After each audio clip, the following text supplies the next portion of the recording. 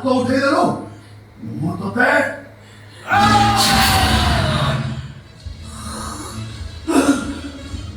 ଗୋଲାମ ବାବୁ, ଗୋଲାମ ଟାଇମୁ ହାତ ଉଠେଇକିନି ମାଡ଼ ମାରିବିନି ବାବୁ। ହେଲେ ଗୋଲାମ ହେଲେ ବି ଗୋଟେ ମଣିଷ ବାବୁ। ମୋର ବି ଗୋଟେ ମନ ଅଛି, ସେଇ ମନର ହୃଦୟ ଦେଇ ଆଜି ଅନୁରୋଧ କରିଛି ବାବୁ। ସିଏ ମା ଉପରକୁ ହାତ ଉଠାନ୍ତୁନି ବାବୁ, କାହିଁକିନା ସିଏ ହଉଛି ମା। ସିଏ ନିଜ ପେଟ ଭିତରେ ଛୁଆକୁ ସାଇତି ରଖି ଛୁଆର ଗୋଇଠା ମାରି ହସି ହସି କହୁଥାଏ, ତୁ ଶାନ୍ତିରେ ଥା ରେ ଧନ, ଖୁସିରେ ଥା ତୁ। ତାକୁ ହିଁ ମା କହନ୍ତି ବାବୁ। ଯିଏ ପିଲାଟି ଜନ୍ମ ହେବାର ଯଥେଷ୍ଟ ପୂର୍ବରୁ ନିଜ ଛାତିରେ ତା ପାଇଁ ଖାଦ୍ୟକୁ ସାଇତି ରଖିଥାଏ, ତାକୁ ହିଁ ମା କହନ୍ତି ବାବୁ। ଯୋଉଟା ହଉଛି ବାବୁ, ସେ ମା ଉପରକୁ ହାତ ଉଠାନ୍ତୁନି ବାବୁ, ସେ ମା ଉପରକୁ ହାତ ଉଠାନ୍ତୁନି। ଯଦି ଆପଣଙ୍କ ନ୍ୟାୟ ମାରିବାର ଅଛି ତାହେଲେ ମୁଁ କିଛି ଦେଖିଛି ବାବୁ, ଆପଣ ମତେ ମାନନ୍ତୁ ବାବୁ, ଆପଣ ମତେ ମାନନ୍ତୁ। ମା ପ୍ରେମ ଦେଖେଉଛୁ, ମାରି ମାରି ତୋର ଚୁପା ଉତାରିଦେବି। ମା ଥାଉ ଥାଉ ମା ଆଖି ଆଗରେ ତା ପୁଅକୁ କିଏ ମାରିଛି ଏକଥା କୋଉଠି ଶୁଣିଥିଲେ ଗୋଳାମ? ପୁଅ ପଦରେ କଣ୍ଟା ଫୁଟିବା ପୂର୍ବରୁ ପ୍ରଥମେ ସେ କଣ୍ଟାଟା ମା ପଦକୁ ଆଘାତ ଦେଖା। ମୁଁ ଏଇଠି ଠିଆ ହେଇଛି, ମୋ ଆଖି ଆଗରେ ତୁମ ପୁଅକୁ ମାରିବ? ଏଇ ମା, ଏଇ ପ୍ରତି ମୁହୂର୍ତ୍ତରେ ତୁମ ପଛକୁ ଜଗି ଆସିଛୁ। ମନରେ ମନରେ ବିପଦରେ ପ୍ରତି ମୁହୂର୍ତ୍ତରେ ତୁମ ସାହସ ହେଇଛୁ। ଏବେ ତ କହିଦେ ମା, ଏବେ ତ କହିଦେ ମୁଁ ତୁର କିଏ? ସବରୀ ମା କହିଲେ ତୁମ ରାମ, ଆଉ ମୁଁ ତ ସବରୀ ମା। ଧରିଲେ ତୁମ ଜଗନ୍ନାଥ, ଆଉ ମୁଁ ତ ଗୁଣ୍ଡିଚା ମା। ମୋ ଆଖି ଆଗରେ ତତେ କିଏ ମାରିବ? ଏକଥା ମୁଁ କେମିତି ସହିବି? କେମିତି ସହିବି? ତୁ ମତେ ମା ବୋଲି ଭଲ ପାଉଛୁ ନା? ଭଲ ପାଉଛୁ ନା ତୁ ମତେ? ନିଶ୍ଚିତ ଭଲ ପାଏ ମା, ନିଶ୍ଚିତ ଭଲ ପାଏ। ତାହେଲେ ତୋ ମା ତତେ କହୁଛି ଏ ରାକ୍ଷସ କଥା ମୁଁ କହୁଛି। ଏ ଝିଅଟାକୁ ନେଇ ତୋତେ ପଳା। ନାଇଁ ମା, ତମର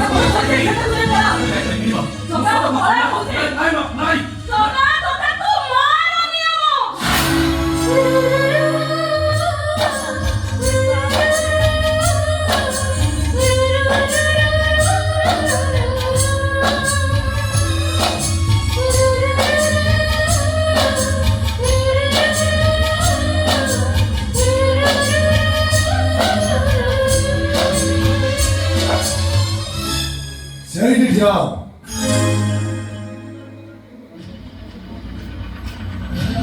ମାମା, ମୁଁ ତୋର କିଏ? ମୁଁ ପଚାରୁଛି, ମୁଁ ତୋର କିଏ?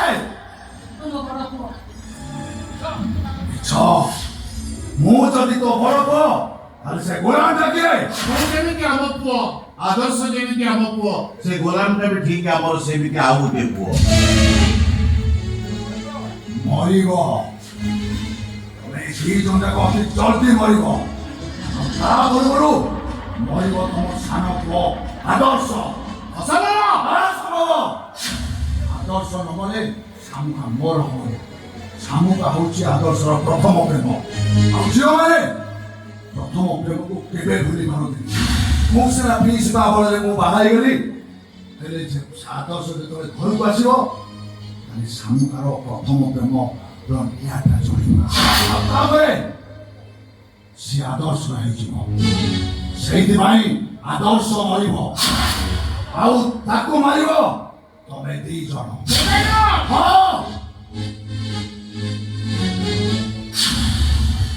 ମାଇ ଡିୟର ବାପା, ତମେ ମାରିବ ଆଦର୍ଶକୁ। ମାରିବ, ମାର। You fellow workman!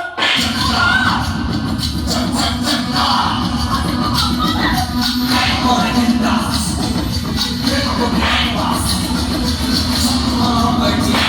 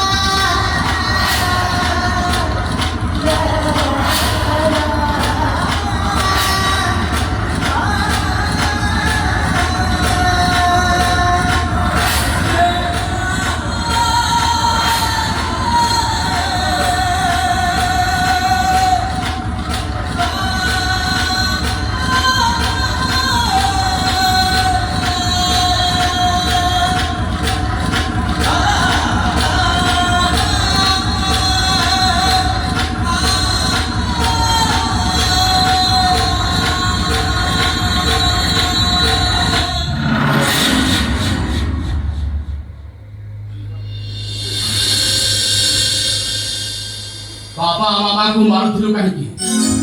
ମୁଁ ପଚାରୁଛି ବାପା ମାମାଙ୍କୁ ମାରୁଥିଲୁ କାହିଁକି? କେବଳ ତୋରି ପାଇଁ। ମୋ ଭାଇ ତୁ ବାପା ମାଙ୍କୁ ମାରୁଥିଲୁ?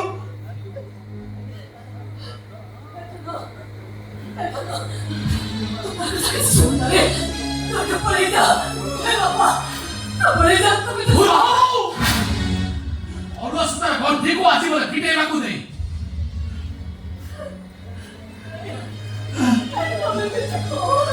କାହାର କିଛି କହିବା ଦରକାର ନାହିଁ। ଏ ସମସ୍ୟାର ସମାଧାନ ମୁଁ କରିବି। କାହିଁକି ମାରୁଥିଲୁ? ତୁ କରିବୁ এই ସମସ୍ୟାର ସମାଧାନ। ବାପା ମାମୁଁ ରୋଷେଇ କର, ମୁଁ ଯାହା କହିବି ତୁ ସେୟା କରିବୁ।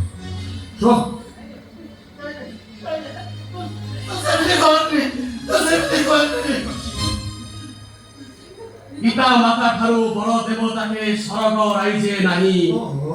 ତାଙ୍କରି ଆଶିଷ ସହାୟିକା ସିନା ବିପଦ କରିବା ପାଇଁ। ମୋ ବାପା ମାଙ୍କ ମୁଣ୍ଡ ଛୁଇଁ ମୁଁ ଶପଥ କରୁଛି, ତୁ ଯାହା କହିବୁ ତୋ କଥାରେ ମୁଁ ରାଜି। ତୁ ଏ ଘର ଛାଡ଼ି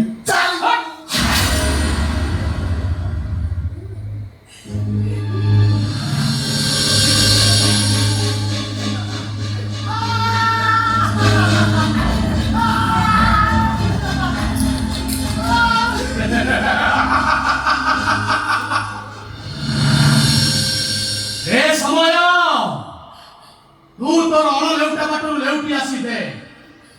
ମହର୍ଷି ବାଲ୍ମୀକି ଲେଖିଥିବା ରାମାୟଣ ପ୍ଲଟଟା କେମିତି ଅତି ଚମତ୍କାର ଭାବରେ ଚେଞ୍ଜ ହେଇଯାଇଛି। ରାମ ଆଜି ଭାରତକୁ କହୁଛି, ତୁ ଘର ଛାଡ଼ି ଚାଲି ଯା। ଖାଲି ଘର ଛାଡ଼ି ଯିବୁନି, ତୁ ଆତ୍ମହତ୍ୟା କରିବୁ।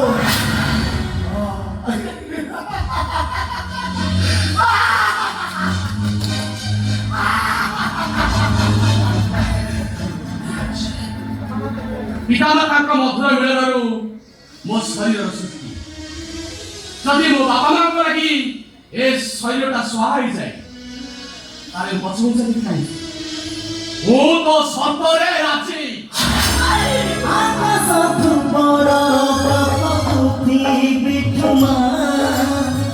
ବାପା ମା ପାଇଁ ସିନ ଦୁନିଆ